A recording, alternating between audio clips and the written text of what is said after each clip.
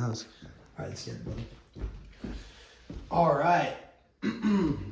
This is the Hilarious Society podcast. Laugh about it, laugh about it, laugh about it. Most uncontrollable podcast in the world. And today, we got the boy Christian here, aka my brother, aka my boss, aka the boy. But yeah, he was on a podcast probably like, 7-8 months ago, but yeah, this one's gonna be a lot more pertaining to like success, life as a young adult, and yeah, dude, I'm just stoked to have you on here because I'm sure you got a ton of knowledge that you can drop for the boys and the girls. So let's get right into it, brother. For the girls. Yeah, it's just for the boys, bro. It's Saturday. But a little bit about you, brother. Obviously, owning your own business and only being like 24 years old. Kind of, what are like some things that you've seen in your life like change from now being 24 to like just a couple years ago? What would you say are like 3 changes that you've made in your life that have kind of like propelled you with whether money or success or whatnot? I think the responsibility of like being responsible for others is kind of like guardrails. Like when you're like bowling, if you like put up the lanes, right, then you can't go in the gutter. It's like kind of like the same thing. Yeah, shot's not too good. It's kind of like the same thing with life too. Is like if you have all these responsibilities, those are like the guards keeping you from like, you know, going in the gutter or whatever that may be. So I think that's been, honestly, is the more responsibility I've gained, the more successful I've become. So I'm just looking to acquire more and more responsibility and bring on more and more people that I'm accountable to. Because I think most people are more accountable to others than they are themselves. Yeah, true, dude. Like 100%. If you say like, I'm gonna go and knock with you at 3 p.m. Right? And you don't show up, then you look like an idiot. But if you just say, hey, I'm gonna knock at 3 p.m. and it's just you, you're probably not gonna show up for yourself like as often. Right. Have you heard that quote? It's like, if you want something done, give it to the busiest guy in the room. It's like same idea. It's like, yeah, when you have that accountability and you have other people on you, or you have to provide for other people, it kind of propels you to like want to be better. Because yeah, when you're by yourself, that's the hardest thing though, dude, is like, just like you could take knocking, like there are those days where you're gonna have to do it for yourself. Yeah. Because you know, that extrinsic versus intrinsic motivation isn't always there. But yeah, so you'd say, what are like some things that like you cut out, I guess, that like once you started being like, all right, I'm gonna get my shit together, I want to start really taking control of the company and whatnot? I think going out a lot is something that I cut out a decent amount. Yeah, party with the boys. Nick did too. Yeah. But it just like a level of caring. At some point, I realized that I cared more about my success than I did going out, and that doesn't mean I don't go out at all. But 99% of the time, I make the choice that like my success is more important. And I realized like that it's not just that day. Is like when you actually are working at a job where you have to be on point every single day. If you're in a sales job where you're constantly pitching homeowners or whatever it is you're pitching them and you're not on point, then you can't do your job. But if you just work at like H&M, no offense to anybody who works at H&M, get the fire discounts. But you can show up hungover, you can show up like feeling like shit, whatever, sick, it doesn't matter. So when you find a job that makes it so you have to show up at like your peak state, it kind of naturally just makes you cut those things out of your life, unless you're like Nick and a natural extrovert, so it doesn't really matter to you or whatever.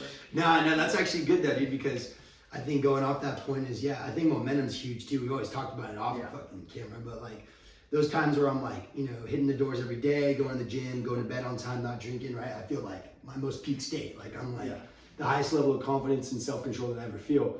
But then when I like fuck off for like a week or a couple weeks, and I stop working out and I stop getting up on time and I stop going out on the doors or being in closes, it's like, I remember growing up, I always thought like, I want to get to a point where I don't have to do anything. Like I just want to chill and play video games or golf or whatever you want to do at that time. But then when you actually get it and you have the ability to do it, you're like, dude, this sucks. Like I want some level of pressure. I want something to like take care of, because for me, being task oriented feels so much better when I can just cross things off my list. Like even if it's shit I don't want to do, right? Doing the things you hate is usually what makes you great. Yeah, there was like a podcast I was listening to recently, and it was talking about a lot of people like have the mentality of like, I'm gonna work hard for the next 5 to 10 years and then I'm gonna retire or whatever. But what it does is it like teaches you the mindset of like, okay, I'm just gonna eat my broccoli to then like later have my ice cream, but you hate the 5 to 10 years that you're doing like that hard thing. Right. But if you fall in love with that hard thing, then the 5 to 10 years becomes really easy, and you probably want to keep doing it after the 5 to 10 years, which is probably what you should be doing anyways. Yeah, I think too, it's all about like rewiring your brain, because at the end of the day, it's like, if you think about something, I was listening to this podcast today. His name's have you heard of Bedros Keuilian? No, Guy's a beast. He's like the new Andy Frisella, but he's a stud.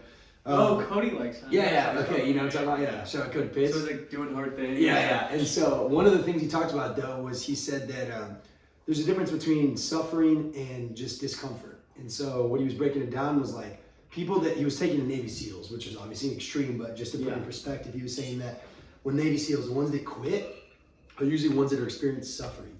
The ones that push through are the ones that are feeling discomfort. And basically what he was getting at was if you're ever doing something that you don't like or that you find, displeasureful, if you can just look at it as like, hey, this is just a level of discomfort, I can get through this, then you can succeed. But if you make it suffering, like there's no end in sight, right? You're fucking just constant pain and misery, you're gonna, your brain's gonna go ahead and tap. It's like when you think about someone that's successful, right? Or let's say, for example, like David Goggins, who did the pull-up record, he was talking about how like he wasn't thinking about doing 4,000 fucking pull-ups. He was thinking about doing just 5 pull-ups at a time, 5 pull-ups at a time.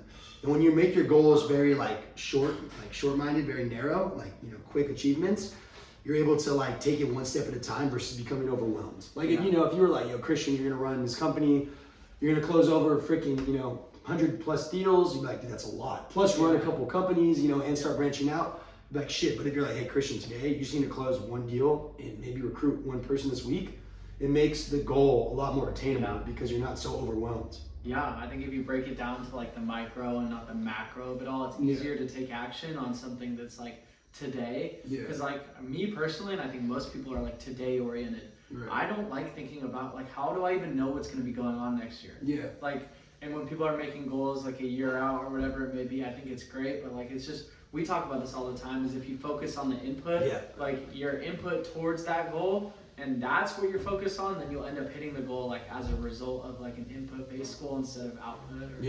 No, dude, 100%. That's kind of like we talked about before this. I'm not gonna read the whole thing, but basically, the idea that's like the people that I feel like do the best in any endeavor are those that have the intrinsic motivation and get like the joy from doing the job, right? Like whether it's knocking the door, fucking building the house, painting the room, versus the finished accomplishment. Because it's so cheesy and it's so cliche, but like, dude, the destination is so important. But so is the journey, right?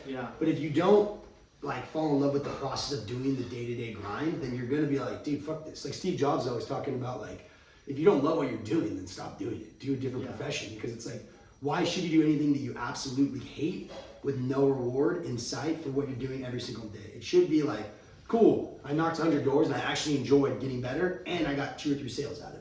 Versus being like, I have to get a sale today, I have to get an appointment, I have to close this person down. It's like, then you start putting too much stress on things that you can't control, right? Independent variables that are out of your control. But one thing I think you do pretty well, brother, and I think you should maybe give some insight on it to like the rest of the audience, but is I feel like with all the stress that you probably have to take on with the company, it seems like you do a good job of managing it. Now, I'm not saying you don't have stress because I'm sure you do, but what are maybe some tactics or things that you're able to do or that you've implemented to like reduce or I guess allow you to manage in a more proficient way versus putting so much stress on like, dude, we got a new, we opened a new office, you got a relationship, you got a house, you got a duplex, like there's so much going on at once. So like, what are like 1 or 2 things that you think help you implement levels to like reduce stress or I guess just manage better?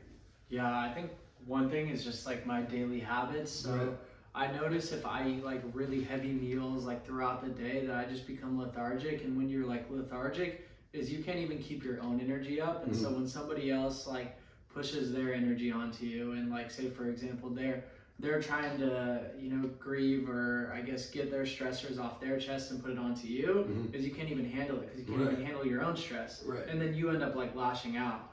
And so I just noticed that like it goes back to just being in like a peak state most of the time. It's like not all the time, but if I'm so used to being in a peak state 90% of the time, the 10% that I'm off of it, like my body's already kind of used to it, so I'm still there. So just the daily habits, like when I wake up in the morning, I eat a small meal, I drink the same thing every single morning. LaCroix, bro. This one loves the LaCroix, bro. Other than that, I would just say like realizing that it's a ripple effect for sure. If your problems may feel big when like you maybe have anxiety on your shoulders, but if you outwardly express it in a negative way, it's like a ripple effect. It's like you can either like bring that stress onto you and then view it in a positive light and keep moving forward, or the stress can come onto you, you view it in a negative light, you lash out, and then it's a ripple effect, and all of a sudden, like, negativity spreads quicker than anything, right? Yeah, 100%. It's like you do good by one person, they tell one person.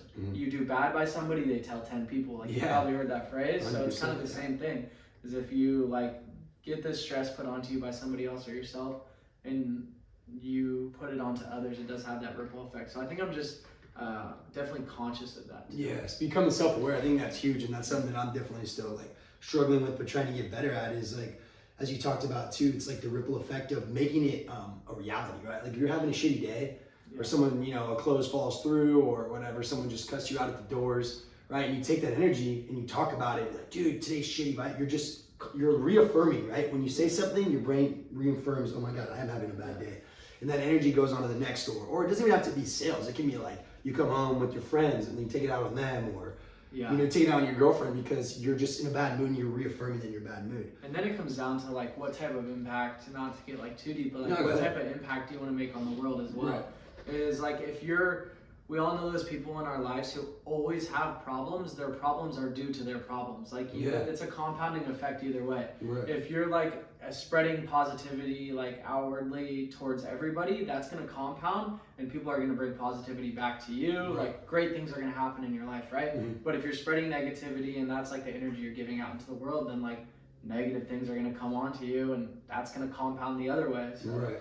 Exactly. Yeah, it's a ripple effect for sure. And I think too, like you were talking about a little bit earlier, but like the flow state and being in peak state, as you talked about, what would you say is like how you get into that sort of state and like maintain it? And I feel like the hardest part is getting back to it, because have you ever heard that saying, it's hard to obtain it, but it's like 10 times harder to maintain success? Yeah. Like, someone can hit the lottery once, right? You can get a big deal once or have a hot month or week or year. But to be able to replicate that success over and over, that's fucking tough. I think it's like the amount of hours, like you see things on YouTube all the time that always say dopamine detox or and I never really watched the videos, but I understand the concept and it works really well for me. And I don't like say, hey, you know, I'm going on a dopamine detox for a week. Like, I think that's a little weird, but what I do is I try to, like, when I wake up in the morning, stay away from my phone, because like you get that instant dopamine, and then what happens is you feel satisfied. You can't help it. Like, even if you're the most motivated person in the world, if like, I mean, not to get all weird, if you're watching porn, like,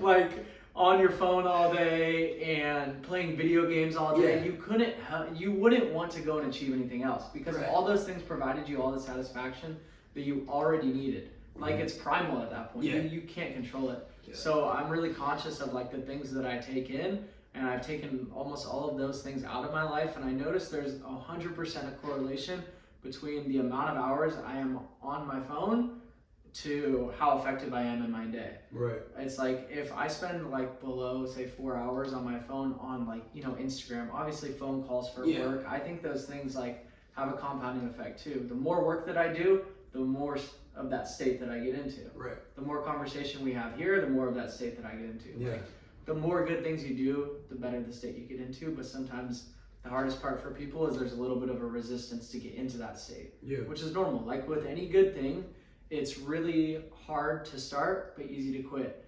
Like, really bad things are really easy to start, but hard to quit. Right.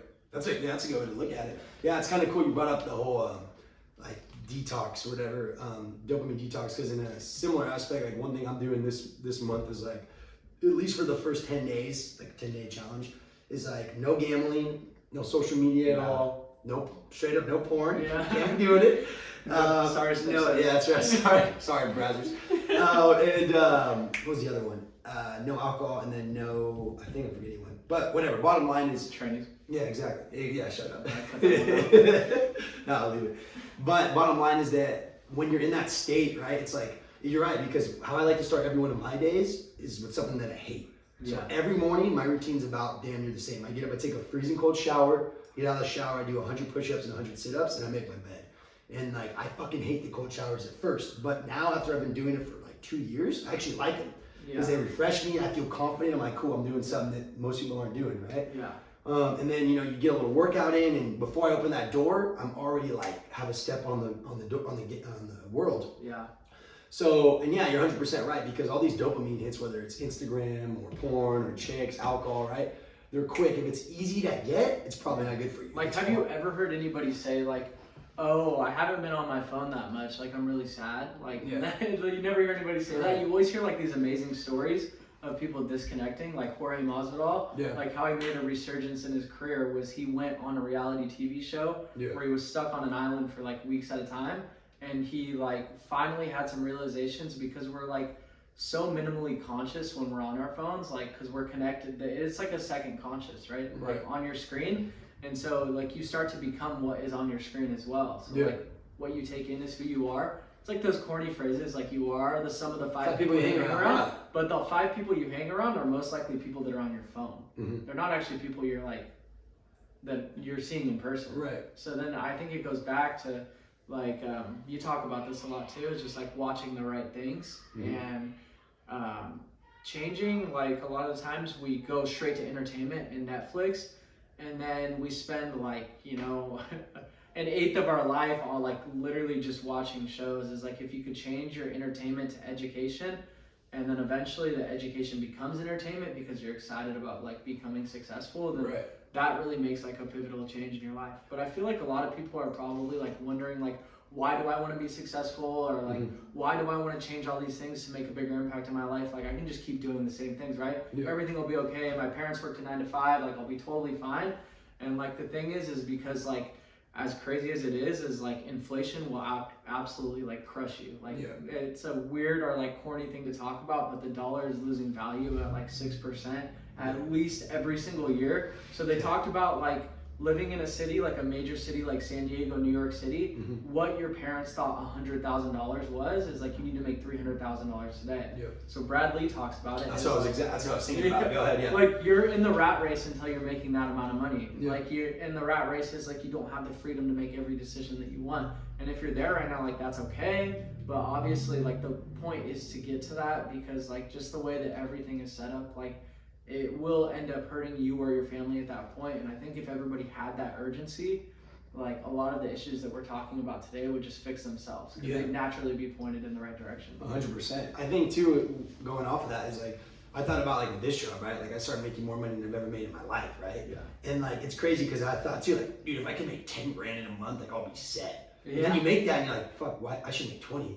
And you make that and you're like, what about 30? And like, then my bookie takes 4. Yeah, goddamn it, right? My ex-wife, I'm just kidding. But no, exactly, dude. It's like you reach a level and then like you're instantly like, okay, cool. Now I wonder what happens if I can get here. Before, right? Like, have you ever heard that saying? I never knew how broke I was until I got a little money. Yeah, and you probably feel like I never want to make below. Like now it's like your financial thermostat. Yeah, you're like, which is so cool, because like the more you make, the higher it becomes, and it's like a guideline for you. Like I never want to make below 10K. So now like you're kind of set for your life with your mindset. Right. And I think too, like on that too, the other cool thing it does is not just the money you make, but the amount of people you can help with it. Like charities giving back, or like friends, or, you know, doing cool things like that. It's just cool to feel like financially secure to a small degree. But I mean, I still have a long way to go myself. But that's the thing, dude, is it's like, I remember when I'd make like $200 and I had a poorhouse and I thought I was the shit. What would I go and do? Blow 180 of it at Riley's and use the last 20 for a fucking pizza the next day. There's all my money, right? So now it's cool because I'm learning how to like invest, you know, save some of my money, you know, donate some, and like just be smarter overall with it. And now you get to be like the yes guy too. Nobody wants to be the guy when you're at the bar and they're like, they pull up the tab and then you're asking your friends for their cards and everything. Like, come on, John, get it together. Knock some more doors, buddy.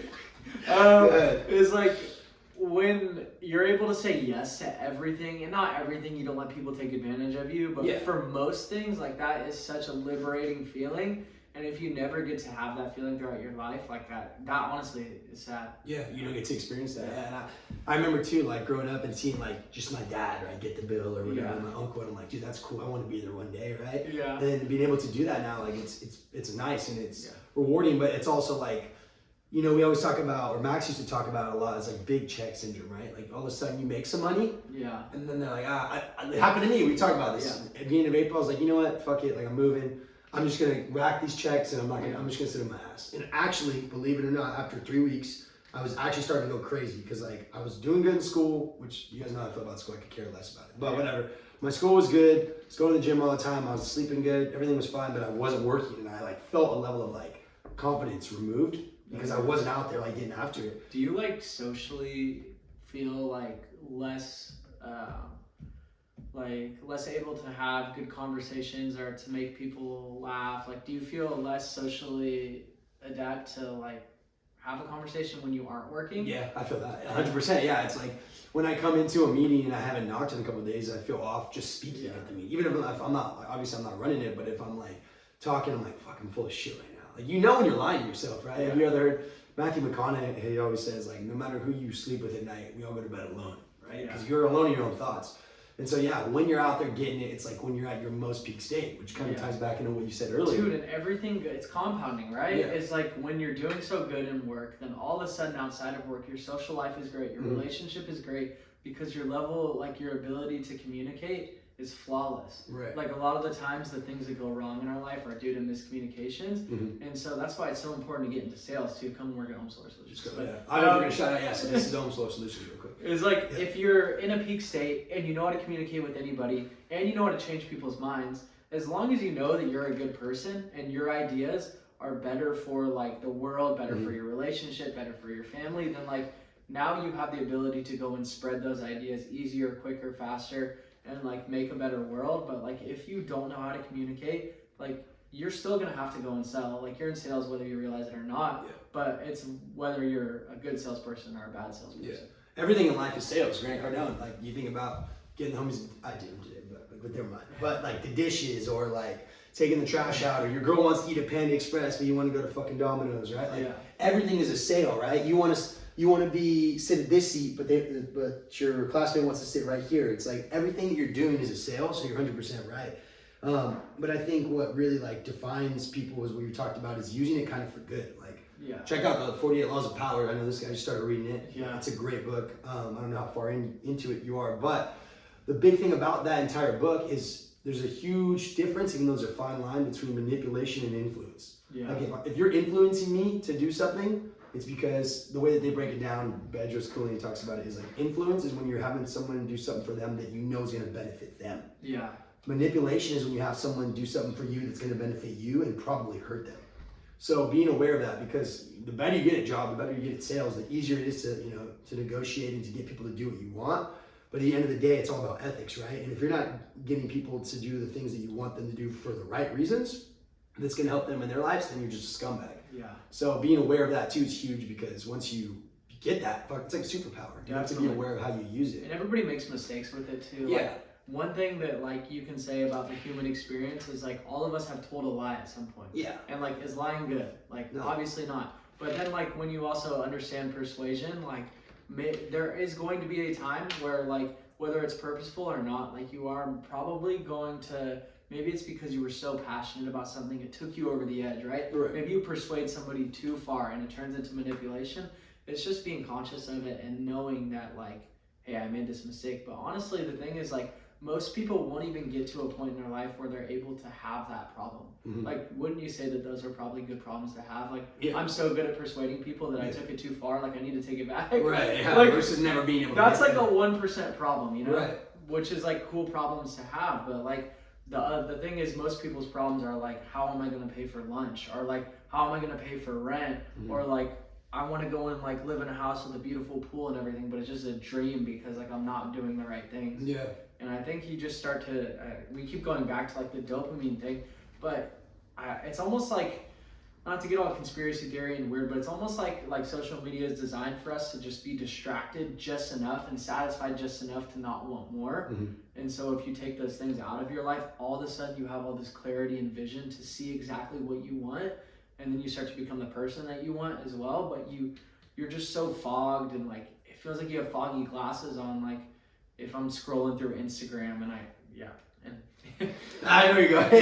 I feel that. When you throw Instagram, at least for me, there's like a hot girl that pops up, or like a fight, or some e-girls, e-girls. That's what they say. It's like exactly, and it's just like you're just like shit.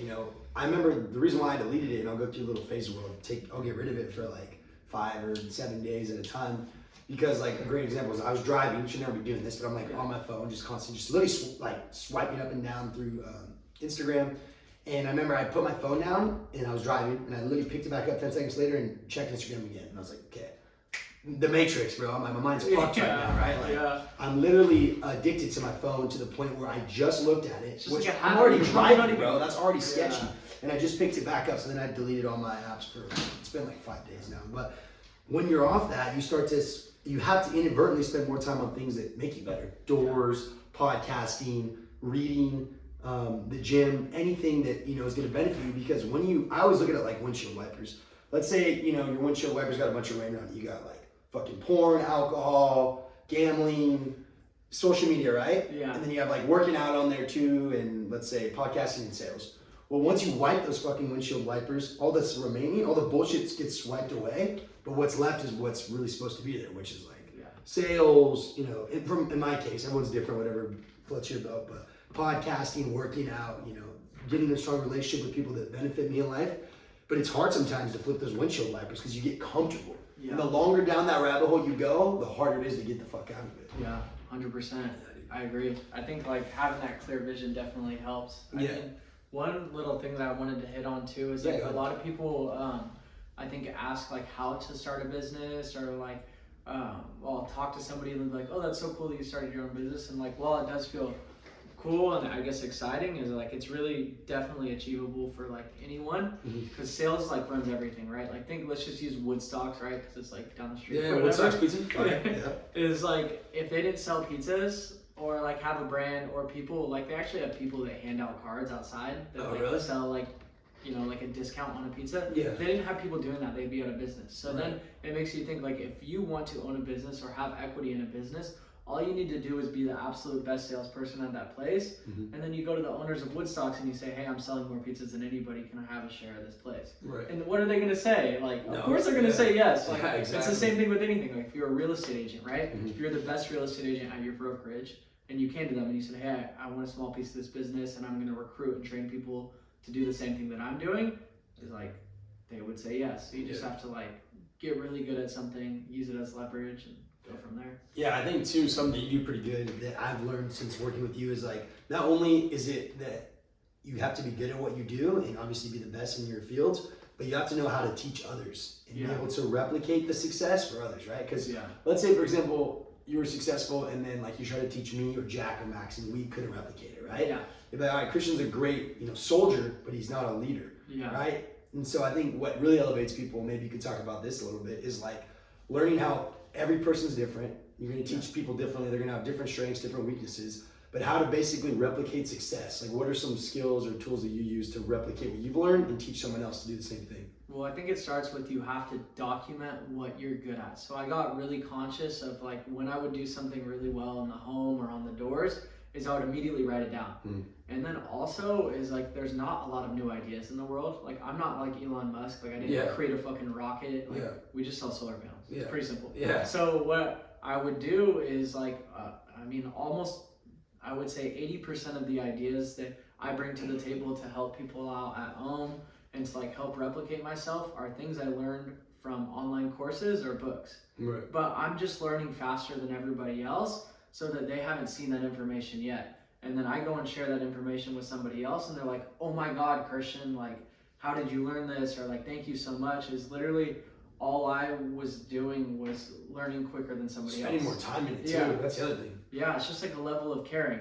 It's like whoever really cares the most at the end of the day is going to gather the most information and then share it with the most people. And then that person sees the most success. Yeah, I mean, I forgot who says it, but it's like we all have the same 24 hours in a day, right? Yeah. And let's say you sleep a healthy amount, 8 hours a day, that only leaves 16 hours. Yeah. And as I'm sure you know, there's a ton of other shit going on. So like to really be productive in your craft, I forgot what podcast I listened to that was talking about this, but you really have like 4 to 5 like solid hours of time to just grow and learn, right? Because a lot of it, you're driving, you're going to the bathroom. Like how long can you stay focused? Yeah, exactly. And so like it comes out to like on average, if you're really dedicated in your craft, you got like 4 to 5 hours a day of pure learning. Everything else between sleep, dinner, food, you know, running meetings or whatnot, retaining old information is taking up the rest of your day. Yeah. And so it's kind of crazy when you break it down like that because you realize how precious time fucking is. Like you were talking about earlier, 1/8 of the time we're on our phones. Bro, 1/3 of our life we fucking sleep. if you're sleeping a normal amount. Yeah.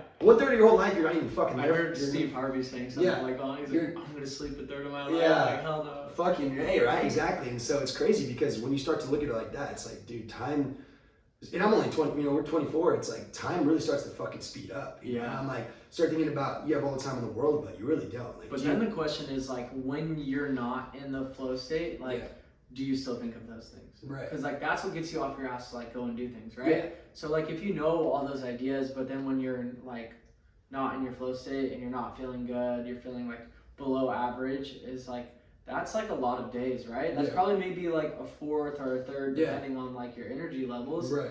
But like when you're on those days, it's like, do you think of those things? Are you still conscious? I'm not asking you, but just like no, I get people in general. But I mean, honestly, I will answer that as it's like it's tough sometimes because I've had, just like any human, right? Like, you know, you have high days of high inspiration, you have low days. You have to, the bottom line is like successful people they're disciplined, right? They don't go off motivation. But to answer at least what I've felt is like, sometimes I have a self-awareness, like, and I have all these posters in my room of people I look up to and quotes and read all these books. And I'll go like 3 days without like, I guess being in the state of flow. And I'm like, dude, what the fuck am I doing? Like, I talk about all this, I post about all this, and I'm like, I'm being a piece of shit to myself. Which is good, dude. It's like you put it out there, so you're accountable. Yeah. Like, that's a form of accountability. I think you do a really good job of that.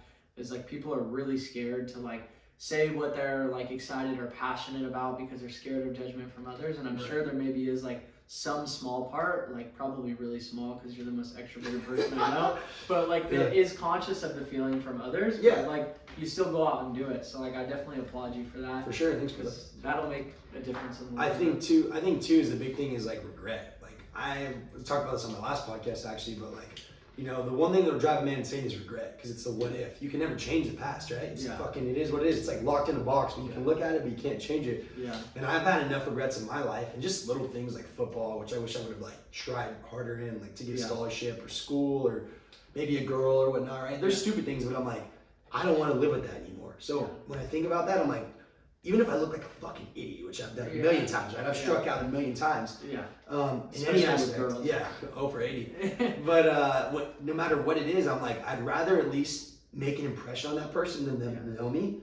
Then you'd be like, what if? And like, oh, I didn't even know you existed, right? It's like, what do you want to be remembered for too? Like, if you were in your grave, like, or you passed away, right? And everybody's at your funeral. Yeah, I'm gonna be cremated. I'm gonna be cremated. No, I'm just kidding. Fuck that. That's sketchy. Go in the ocean. Yeah. Whatever. It's like, what do you want people to think of you? Yeah. And then it comes down to like, people always say, what's your why? Yeah. But like, you're not worried about your why or your motivation when you pass away. You're worried about your who. Yeah. Like, who do people think you are, right? Yeah. And so I think like, if you use your identity as your motivation a lot more, like for me personally, like I want to be the person to show up like at the office, like be the first person there, like last person to leave. And then number 2 is like, be the person that like, I can provide more value like to anybody else than they give me as well.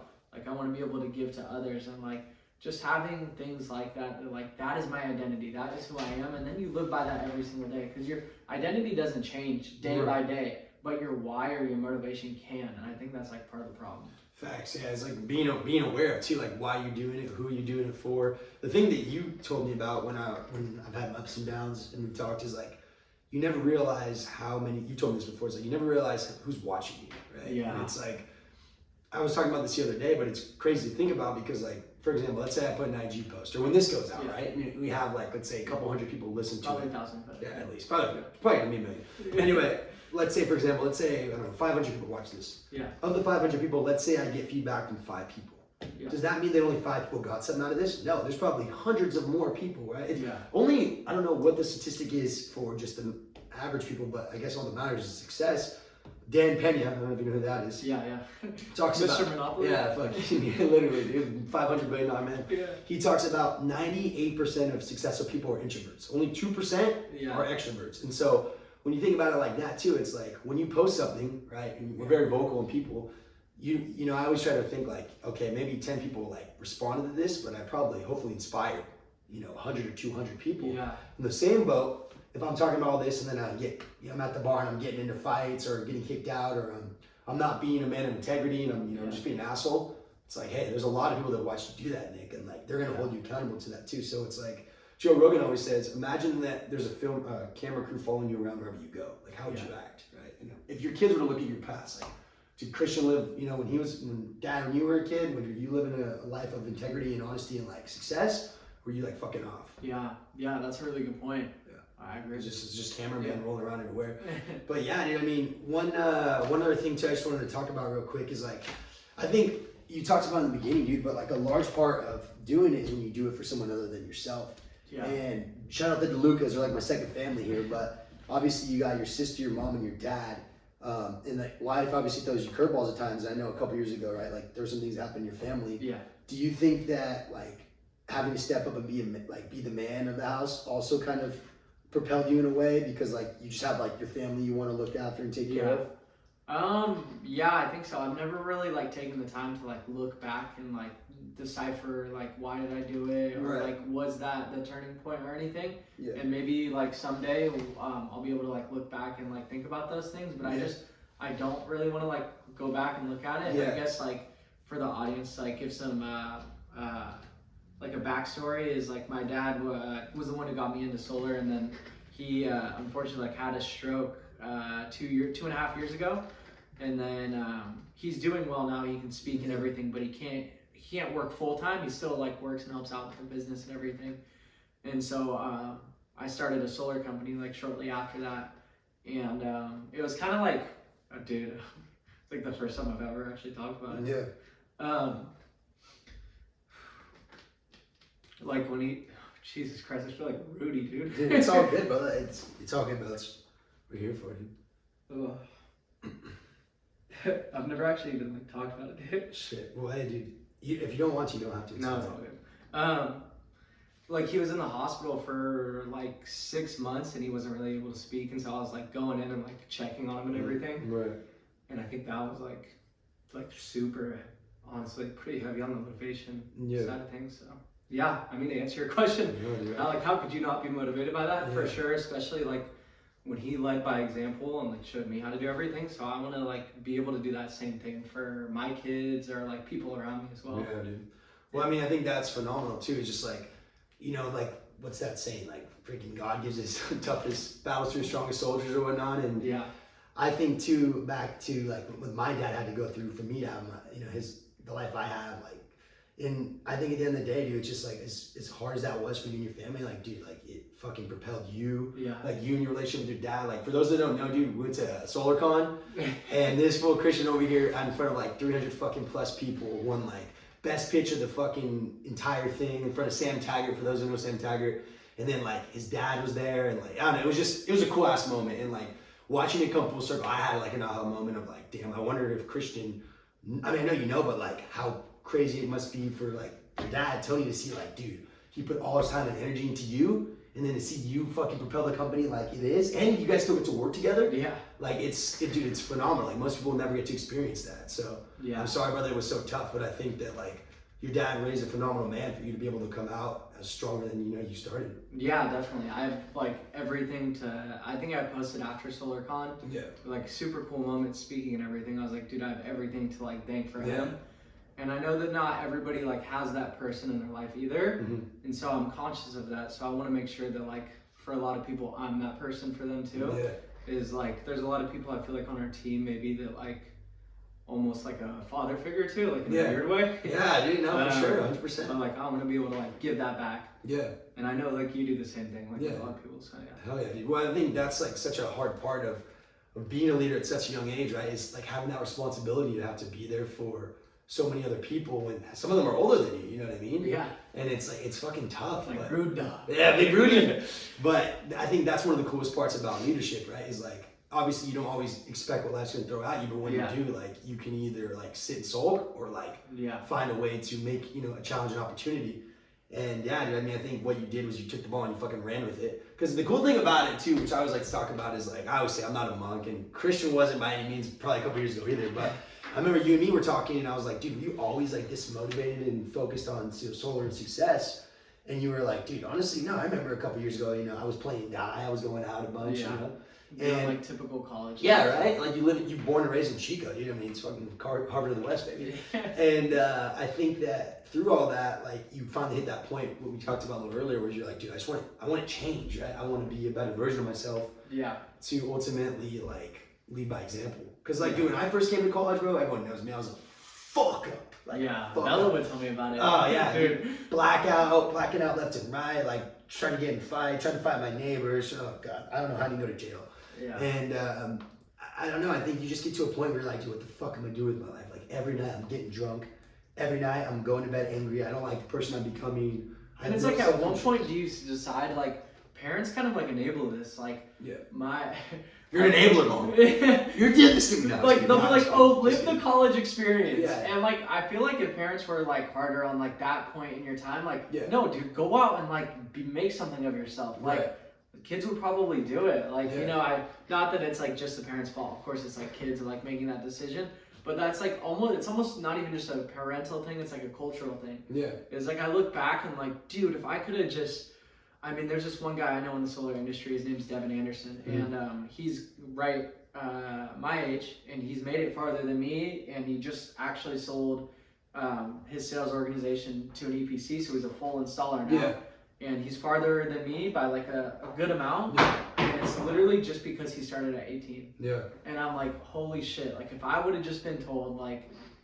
Culturally or whatever, and at the end of the day it's on me, but culture can help you out too, right? 100%. And like you don't need to like go and have this college experience. Like what is that? Like is it a healthy thing? It's like it's just fucking 2 years of binge drinking and fucking three. I'm on year 7 right now. Like that's all it is. It's not the college experience isn't like, well, I sat down with Mr. James, my professor, and got to learn about like Eastern philosophy.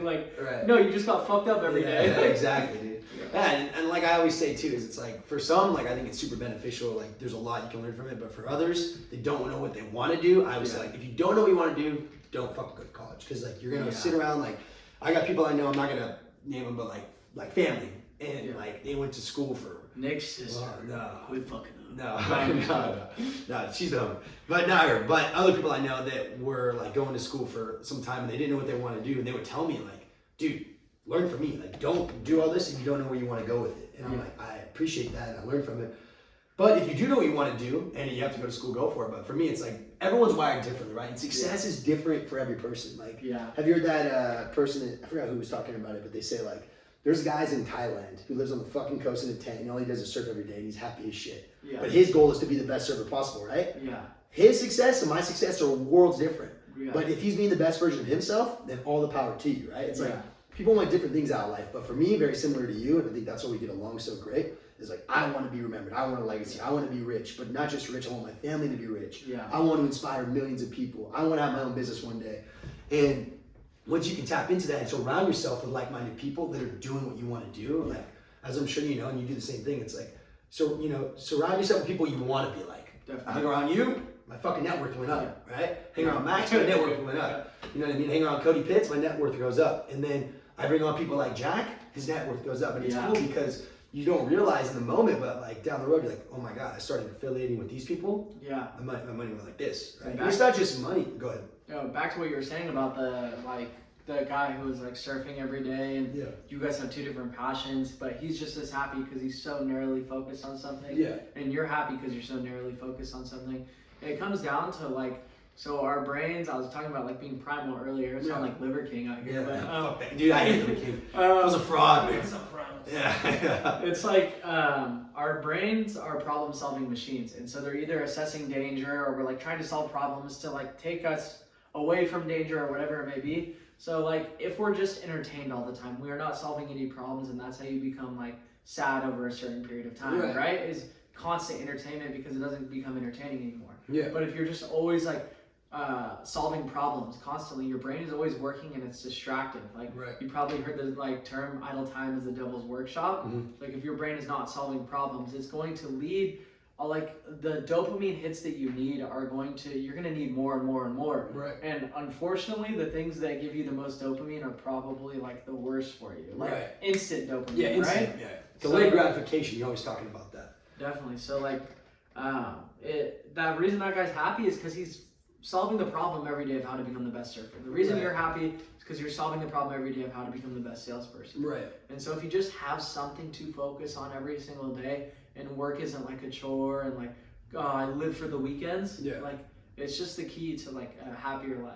100%. And I think off that too, the devil's, I've heard that one. I've also heard like, what, the devil loves white space on the calendar. Yeah. Too. And it's like, because it's crazy because the way that we're wired, right? Like on some primal shit is like, you know, we're fucking, our ancestors were surviving, right? Like fucking killing whatever lions and fucking whatever to survive and hunting and gathering. And so you go to that to a person that now can like never leave their house and just get DoorDash every day, right? I mean, like I said, I'm no monk. I did the same shit. And I think about things like this and I'm like, for me, like I find that no matter how you look at it, like at least for the way I'm wired is like, whether I'm doing nothing or I'm doing everything, there's going to be some sort of ups and downs, right? Like if I have a ton of problems, I'm gonna be stressed out. If I have no problems, I'm stressed out because I'm not doing enough. So the way I look at it is like, fuck it. I'd rather be busy and stressed doing shit towards a goal than wondering what if. So the way I look at it, and you become better when you have more problems because you understand better how to manage time, how to delegate. Like you were saying earlier, like if you want something done, give it to the busiest man. Yeah. It's like people that aren't busy and aren't doing shit, they're unreliable. Yeah. Do you want to be an unreliable person to your family, your friends? Like, no, you want to be reliable. Nobody wakes up and says, you know what, like, oh, I think I want to be unreliable to everybody I know. Exactly. Like, so just be busier. And it's like, sometimes it is hard because you're like, dude, where do I get busy at? So that's why for me, and I'm sure you have similar ideas with this, but I always set goals. Like, I have to have something I'm shooting for monthly, 10-day, and then daily. And I don't go past a month. I'll write like yearly goals, but I'm more focused on like month, week, and day. Because that way I'm like, okay, what do I do? Every day before I go to bed, I look at my goals. Okay, what do I have to get done? Boom, boom, boom.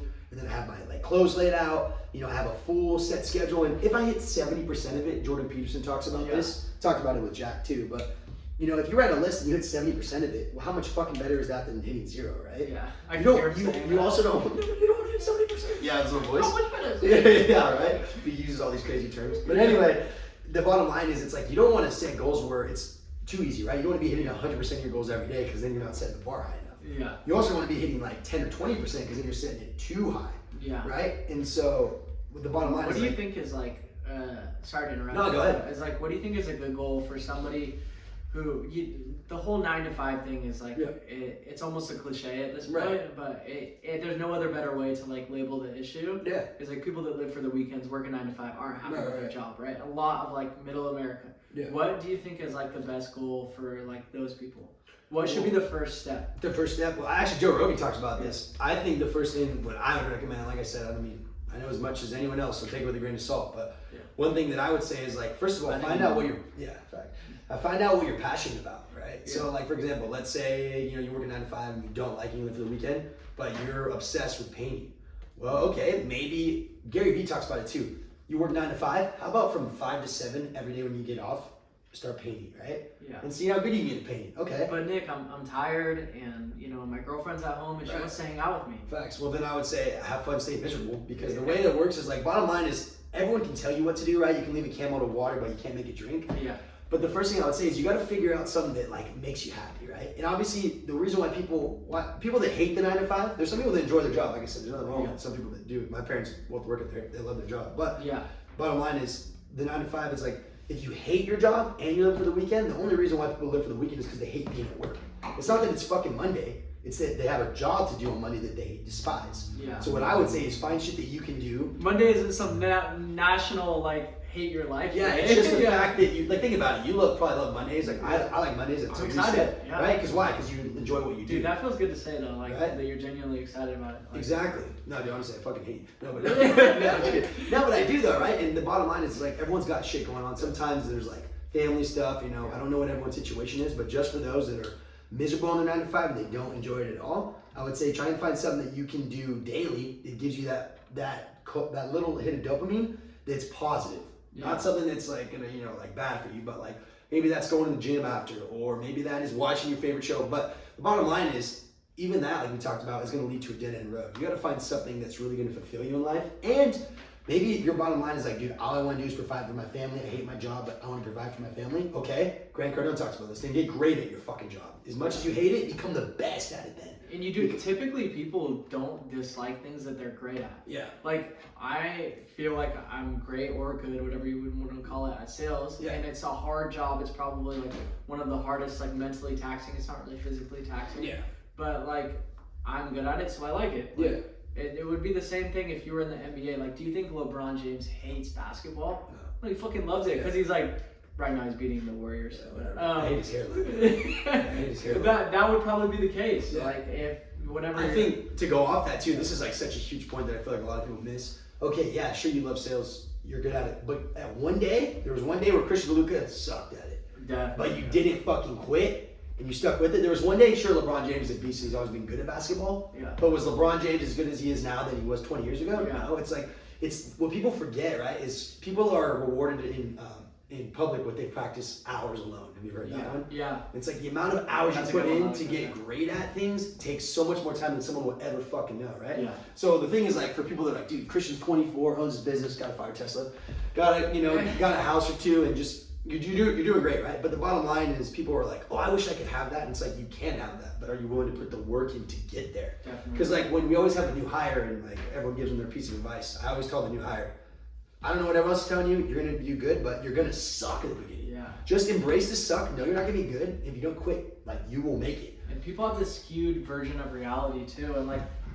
God bless them, and I love it when they say this when they come in. Is they always say like, oh, I worked in retail, like I'm really good at sales. Yeah. Whether that's just like somebody saying that in an interview to get hired, or they actually believe that. I think there are some people that actually believe that, but it's like there's levels to everything, right? Like if you're good at retail, all that means is like you're good at talking to people, which is great. Like that's a good starting skill. But you don't know how to close. You don't know how to like, take it away. Overcome objections. Same type of thing. It's like to revert it back to LeBron James. Is like if he was really good at pickup basketball, like in the Sunday League. Like, and he's telling everybody, oh, I'm so good at Sunday League, I'm going to make the NBA. Everybody would look at him like, you're an idiot. Yeah. Like, it's Sunday League, bro. Yeah, bro, that's like retail to sales. Yeah, like, exactly. It's the same thing. So, like, if people say these things to make themselves feel good, and they tell themselves, like, white lies almost, like, I'm good at retail, so I don't need to do sales, or whatever it is. Like, that's just the example that's most, like, I guess, closest to me. No, yeah. It's like, if people could just tell themselves a different story, you know what? Like, I probably don't know everything about it. Like, I'm willing and I'm open to learn, and I want to become the best. And if you come at it with like that mindset instead of like, oh, like I'm already good at said thing, like I could probably be shocked as well. Like, I'm open to learn at any time. 100%. And I think that's how you have to grow, is those that grow are sponges, right? Those that think they know everything know nothing. It's only when you are a fucking, you're always like a pond in the, you're a fish in a big sea, right? I'd rather be a goldfish in a fucking ocean than a fucking shark in a tank, right? Because it's like you can only grow so big. But one thing I kind of want to transition real quick, you just spewing a bunch of ideas that are like all make sense, is the other thing I think too people don't realize, and I don't know if anyone else can relate with this, but I feel this a lot, is like when you're not doing something that you know you should be doing, you can fall back on the excuses too. The regret goes both ways, right? Like when I'm not knocking, I don't have any sales, I'm like, yeah, it's just because I'm not knocking. Once I knock, we get deals, right? Yeah. And let's say I go out there for a couple of days and I don't get any deals. Then what happens, right? You start doubting because you're actually doing the shit and you're not seeing results. Like, everyone has solar. Yeah, right? And or you just start telling yourself, like, your fucking bitch voice comes in and you're like, well, now you're doing the work, Nick, and you're still not seeing results. And it's like, you have to shut that down and just focus on the input. You almost have to be a little crazy. Like, you do. Are there some neighborhoods, right, where like... Amber Grove? Yeah. Saturated as fuck. There is solar on almost every single one. There's one neighborhood in Orland. There's like every single home has solar besides one. But like I will not allow myself to believe that it's saturated because it does nothing good for me. Right. Like, if every single home on there had solar, I would say, okay, we can do batteries. Yep. Like, because the minute, even though it is true, the minute you choose to believe these things that limit your performance, is like it really impacts or hurts you because it's a slippery slope. Oh, all of a sudden this neighborhood's saturated, everyone has solar, nobody's interested in solar anymore. This opportunity sucks. I want to do something else. I want security. And then all of a sudden you fall back to the classic 95. Yeah, the bottom line too is like you got to know how to problem solve, right? Because like life is never going to be steady. And to be honest, like I'm sure you can relate, is like imagine if every day at work was the exact same. You'd go fucking crazy. Like even solar, like if every day was the exact same, there was no hiccups or high successes or high lows, it was just plateau, right? You need problems, like you talked about. The brain needs to be stimulated. That's why the human brain, which is such a fascinating fucking muscle and organ, I don't know, whatever it is I don't know. it's organ. Okay, cool. Jake probably. Yeah, Jake knows. Smartest guy I know. And Anyway, bottom line is that it needs to be stimulated because when you're problem solving, the brain loves curiosity. Yeah. And so when you don't have problems, right, your brain will make problems for you. Exactly. A lot of people will like start point. stressing out or freaking out because they're like, dude, I don't have anything to do. I got to make problems for myself. Yeah. And the human brain is so powerful, dude. You tell it you're gonna be okay. You're gonna be okay. You tell yourself, I'm fucked. You're fucked. Yeah. I think that's pretty much as simple as that. So you're fucked. Yeah. You're fucked, buddy. But anyway, dude, honestly, this was like a really fucking good podcast. Yeah, dude, I can't believe you made me fucking cry. I didn't know, dude. I didn't know. Honestly, I wasn't trying to go for that. I hit a bomb. But real quick though, we do love the whole family. Love Bella, Tony, Heather, Deluca. Thank you to my dad for everything. Yeah, 100%. shout out, dude. You guys are the goat. All right, my dad's name is Tony too. That's the other crazy part. We're both Italian, both Tony, Deluca. Dude, they gotta meet in a couple weeks actually. Yeah, Tony should come too. But bottom line, dude, is I'll finish with this too. Yes, for you that know I am moving, sad, but it doesn't mean it's the end of this friendship. Definitely not the end of work. Who knows what happens in the future? But yeah, dude, as far as you, I'll just wrap up with like, I can't thank you enough for how much you changed my mind and my mindset because I think it was like a perfect storm, perfect timing. Like I was obviously getting sick of, the restaurant. I've always had like bigger goals and aspirations. And then I obviously was really good friends with your sister. I meet you and it's crazy to see like, not only how great I've become, but our friendship. I consider you a brother. Yeah. Like, honestly, we're brothers for life. And it's probably cool for you to just, I'm one of a million people, Jesse Smith, Jack, Max, that you've transitioned, dude. And so I think it's cool just so that, not to like totally blow smoke up your ass here, and I know you don't like that, which I respect. But it's just that, you never know the impact you're making on people. So continue to inspire others and push with home because like you never know, sky's the fucking limit, bro. Thank you, bro. I appreciate you. Gotcha. Thankful for you that you're in my life, Nick. Like you make an impact on my life as well. So big bromance here. Laugh about it. Laugh about it. Cry about it. Smile about it. Sell about it. Anyway, guys, this is gonna wrap up another podcast of Hilarious Society. We got a couple episodes dropping, so stay tuned. Show your neighbor, your ex-wife. This will be the most viewed. Oh yeah, 100%. 10 millionaire cries. 100 millionaire cries. And fucking appreciate all the love and support from all you guys. We got a couple episodes left, and then we will be on our way down to San Diego. But I love you guys. Thank you for all the support. Christian, my boy. You're my boy, Blue. You're my boy. We'll catch you guys next week. Dude, that was good, bro. Oh, that was good. Damn, I honestly.